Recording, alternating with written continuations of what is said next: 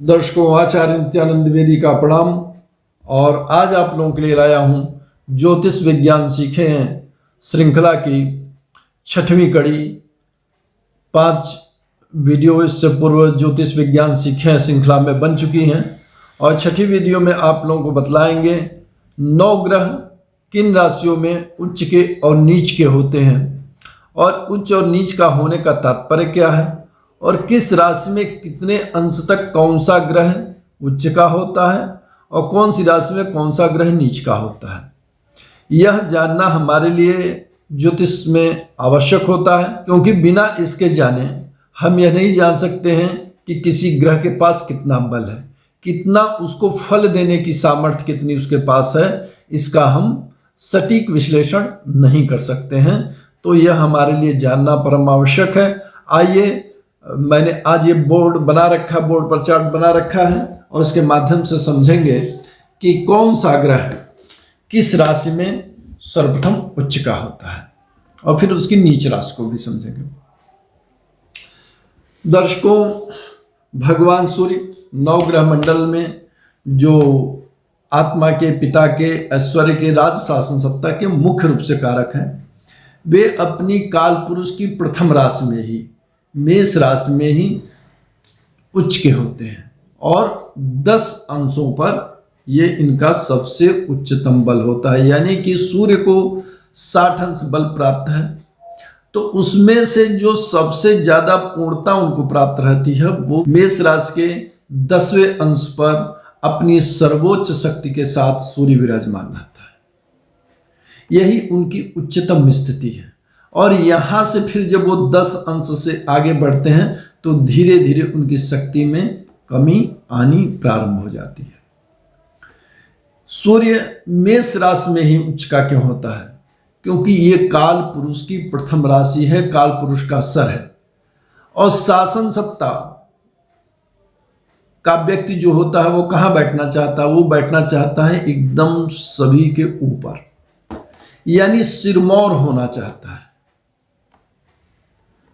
तो भगवान सूर्य 9 ग्रह मंडल में राजा हैं, इसलिए वो अपनी उच्चतम स्थिति कहाँ रखते हैं? काल पुरुष की प्रथम राशि में, मेष में जो है काल पुरुष की प्रथम, यानी काल पुरुष जिसे सर माना जाता है, यानी शासन सत्ता क्या है, चाहती है कि हम आपके ऊपर शासन करें, तो सूर्य का है वो जो है उच्च कहाँ होते हैं? आपके मस्तिष्क पर, आपके मुकुट पर, यानी कि शासन सत्ता जिसके अधीन है वो सबको अपने से नीचे रखना चाहता है। तो इसलिए सूर्य राजा है, इसलिए वो पहली ही राशि मेष राशि में उच्च के होते हैं 10 अंशों पर। उसके बाद हमारा दूसरा ग्रह चंद्र। चंद्र ग्रह कहाँ उच्च का होता है? काल पुरुष के द्वितीय राशि में, वृष राशि में और 3 अंशों पर उसकी उच्चता होती है। यानी जब चंद्रमा वृष राशि में रहते हैं 3 अंश पर, तो वो उनका जो बल है वह अपने सर्वोच्च शिखर पर होता है।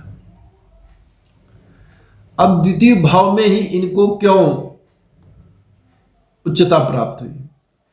मित्रों, द्वितीय भाव में उच्चता इसलिए चंद्रमा को प्राप्त हुई क्योंकि चंद्रमा क्या है? चंद्रमा इस 9 ग्रह मंडल में उसे रानी की संज्ञा प्राप्त है। यानी कि यदि कहे हमारा जो घर है उसमें जो हमारी गृहिणी होती है, पत्नी होती है, या जो हमारी माता होती है, वो दर्जा उसे परिवार में मिलता है, वह चंद्रमा को 9 ग्रहों में मिला हुआ है। कौन सा स्थान है ये? हमारे भोजन का स्थान है। यहाँ से हम भोजन देखते हैं, यहाँ से धन का संग्रह देखते हैं। घर में आपकी माता या आपकी पत्नी क्या करती हैं? धन के संग्रह के लिए आपको प्रेरित करती हैं। कुटुंब का भाव है, कुटुंब को बढ़ाने के लिए प्रेरित करती है।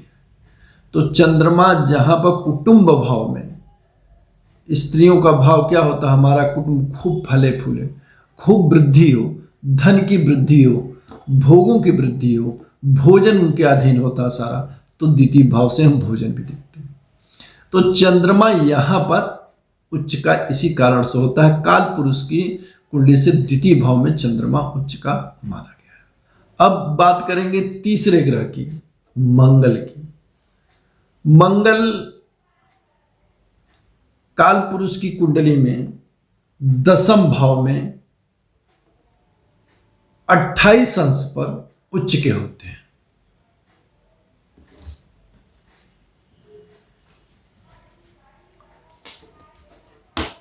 दसम भाव यानी मकर राशि।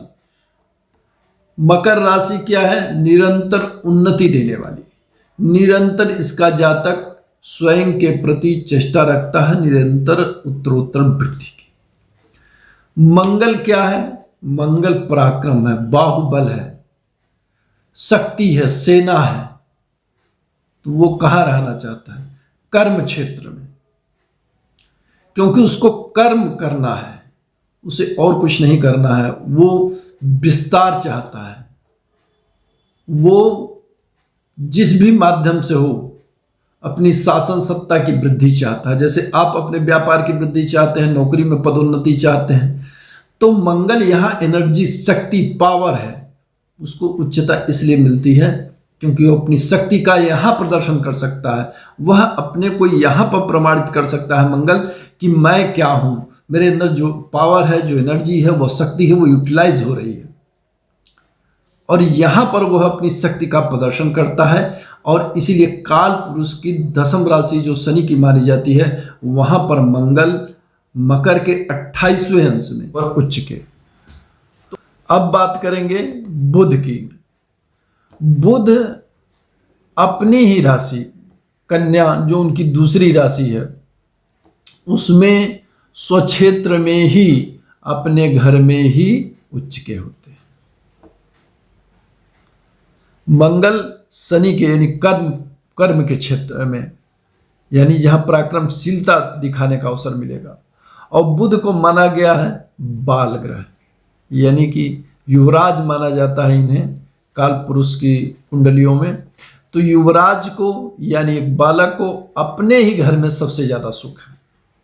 वे अपनी ही राशि में, बच्चे को अपना घर सर्वाधिक सुखदायी लगता है। तो बुध को सबसे अच्छा जो लगता है खुद की राशि, स्वयं की राशि। और वहां पर वो 15 अंशों पर, कन्या राशि के 15 अंशों पर सर्वोच्च शिखर पर होते हैं, और मीन राशि के 15 अंशों पर सर्वोच्च नीचतम अवस्था में होते हैं। देखिए, कन्या राशि में यहां बुध है तो घर में है, और यहां स्वयं के ग्रह हैं, जैसी चाहेंगे वैसी मनमानी करेंगे। जैसे बालक करता है तो उसे कोई नहीं बोलता है क्या वो कर रहा है, क्या नहीं कर रहा है। लेकिन जब गुरु के आश्रम में जाता है, गुरु के सानिध्य में जाता है, तो उसे वहां रहना बहुत पसंद नहीं होता है, क्योंकि वहां अनुशासन में जीना पड़ेगा। तो मीन राशि किसकी है? गुरु की राशि है, मोक्ष की राशि है। तो मोक्ष नहीं प्राप्त करना है बुध को। बुध को अभी तो जीवन को शुरू करना है, बुध को तो जीवन देखना है। तो वो मोक्ष का आकांक्षी नहीं है, वह अपने घर में सुख प्राप्त करना चाहता है। इसलिए गुरु की राशि में जहां उसे अनुशासन मिलेगा, जहां उसे तपस्याएं कराई जाएंगी, जहां से वह मोक्ष प्राप्त कर सकता है, उस राशि को वो नहीं भाता, उसे नहीं अच्छा लगता है। उसे स्वयं की ही कन्या राशि में सर्वाधिक सुख है। इसलिए 15 अंश पर कन्या के सुक्षेत्र में वह स्वयं ही उच्च का होता है। अब बात करेंगे गुरु की। देवगुरु बृहस्पति। देवगुरु बृहस्पति कर्क राशि में 5 अंशों पर उच्च के होते हैं। कर्क राशि काल पुरुष का हृदय है। कर्क राशि काल पुरुष के वक्षस्थल का, फेफड़ों का प्रतिनिधित्व करती है। कुछ मामले में हृदय का भी प्रतिनिधित्व करती है, क्योंकि चंद्रमा मन का प्रतिनिधित्व करती है, इमोशन का प्रतिनिधित्व करती है, मोक्ष का प्रतिनिधित्व करती है। यानी कि 4, 8, 12 की जो राशियां होती हैं, मोक्ष का भी प्रतिनिधित्व करती हैं। ये मोक्ष प्रदान करने वाली राशियां हैं। तो गुरु की सर्वोच्च हाइट क्या होती है? गुरु की सर्वोच्च स्थिति यही है कि वह मुक्ति को प्राप्त कर ले, मोक्ष को प्राप्त कर ले। वह शिखर पर कब होता है? गुरु कोई शिखर पर तभी होता है जब वह मोक्ष को प्राप्त कर लेता है। यानी मोक्ष की राशि जो कर्क राशि है, और हृदय के भाव में, इमोशन के भाव में, जब आप अपने गुरु को हृदय से सम्मान देते हैं, श्रद्धा रखते हैं, प्रेम रखते हैं उसके प्रति, भावना, इमोशन सब उड़ेल देते हैं, एक श्रद्धा व्यक्त करते हैं, तो गुरु को उच्चता प्राप्त होती है। गुरु वहाँ प्रसन्न होता है। वो गुरु का जब आप इस भाव से जाते हैं कि उसे आपको मोक्ष चाहिए, तो गुरु प्रसन्न होता है। और ये भाव है हमारे हृदय का, इमोशन का, सेंटिमेंट का। और गुरु बलवान हमेशा माने गए हैं लग्न में। यानी गुरु को आपने हृदय में स्थान दिया, सर पर स्थान दिया, तो गुरु आपका सदैव कल्याण करते हैं। तो गुरु की राशि कर्क राशि में जलपुर राशि है, इमोशनल राशि है, जो हृदय भाव की राशि का एक तरह से हमारे मन का प्रतिनिधित्व करती है। ऐसी राशियों में जब हमारा मन संपूर्ण रूप से गुरु के चरणों में समर्पित हो जाता है, तो वो गुरु मोक्ष प्रदान करते हैं। तो गुरु यहाँ बैठ करके आपको उच्च के होते हैं।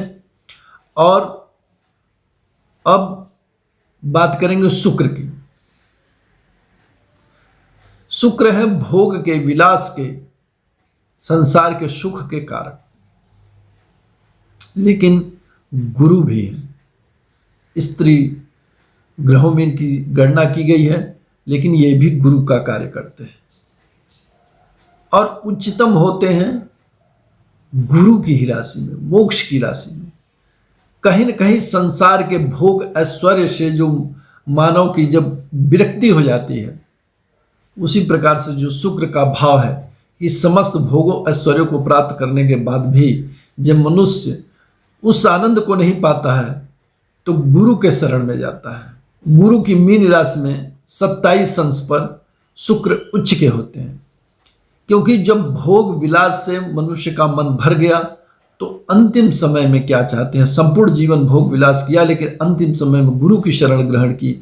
मीन राशि मोक्ष का ये भी देखिए, दोनों गुरु जो है, शुक्र भी गुरु है, स्त्री ग्रह माना जाता है, और बृहस्पति को देव गुरु है, इन्हें पुरुष ग्रह माना गया है। वो मोक्ष भाव की पहली राशि कर्क राशि में उच्च के होते हैं, और शुक्र मोक्ष भाव की अंतिम राशि में, यानी जीवन को संपूर्ण ढंग से जिया, भोगा, और उसके बाद ही जाना इसकी निस्सारता को, तब जो है मोक्ष की तरफ बढ़े और गुरु की मीन राशि में अपने सर्वोच्च शिखर को प्राप्त करते हैं।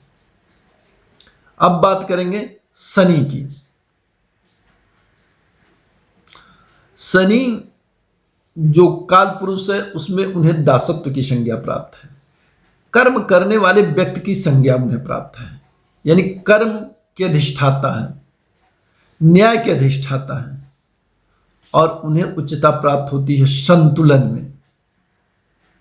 तुला राशि में शुक्र की राशि न भोग न मोक्ष, कहीं बीच में शनि के लिए सकून है, उच्चता है, क्योंकि एक तरफ कठोर श्रम करने वाले हैं, दूसरे तरफ आध्यात्मिक ऊंचाइयां हैं, लेकिन इन दोनों के मध्य में कहीं संतुलन है।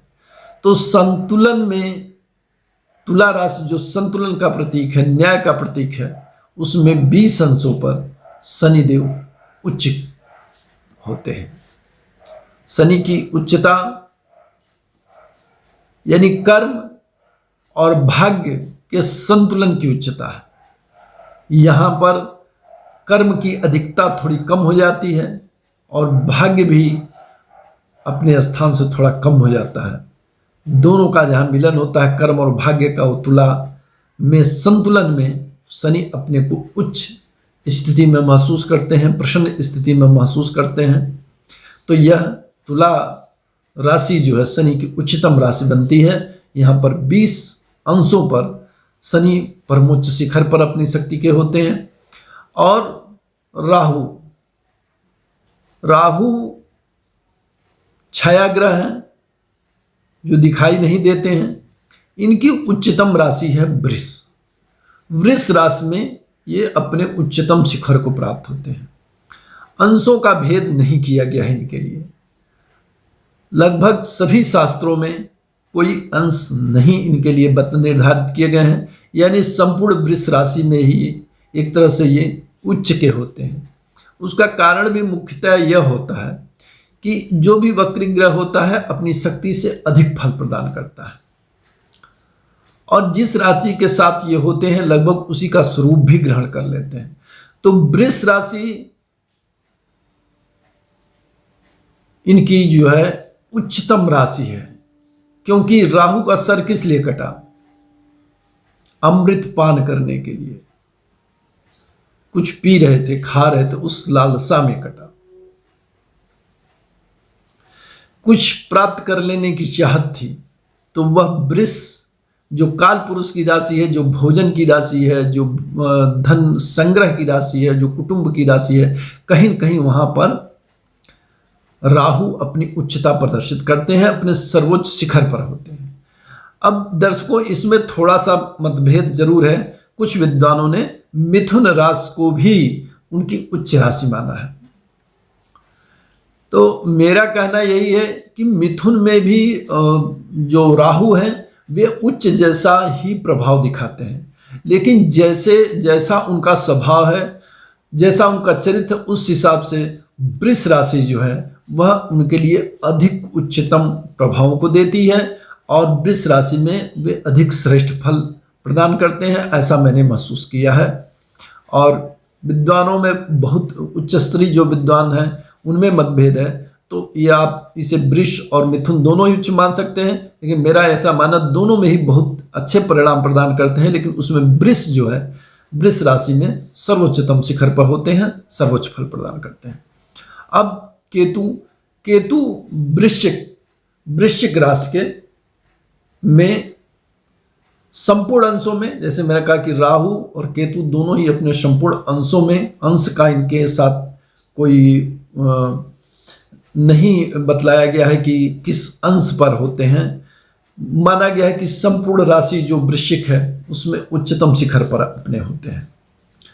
तो यहां भी वही बात है, कुछ विद्वानों का कहना है कि धनु राशि में उच्च के होते हैं, लेकिन मित्रों यही जो मैं अपना मत व्यक्त करना चाहता हूं, जो बहुत सारे विद्वानों ने किया है, कि वृश्चिक राशि जो मंगल की राशि है, जो मंगल जैसा ही इनका संपूर्ण व्यक्तित्व भी है, उस राशि में ये ज्यादा अच्छे ढंग से अपने को प्रस्फुटित करते हैं, ज्यादा अच्छा फल देते हैं। जैसे राहु शुक्र के बुद्धिमान और चालाक, राहु बुद्धि के ग्रह हैं, और वृष राशि में जो शुक्र की राशि है वहां ज्यादा अच्छा फल देते हैं मिथुन की अपेक्षा। उसी प्रकार से मंगल भी जो है, मंगल की राशि वृश्चिक में केतु भी सर्वोच्चतम फल प्रदान करते हैं। तो मित्रों, ये तो रहा कि उच्च कहाँ होते हैं और उसके मुख्य कारण क्या है, क्यों उन्हें वहां पर उच्चता प्राप्त हुई है।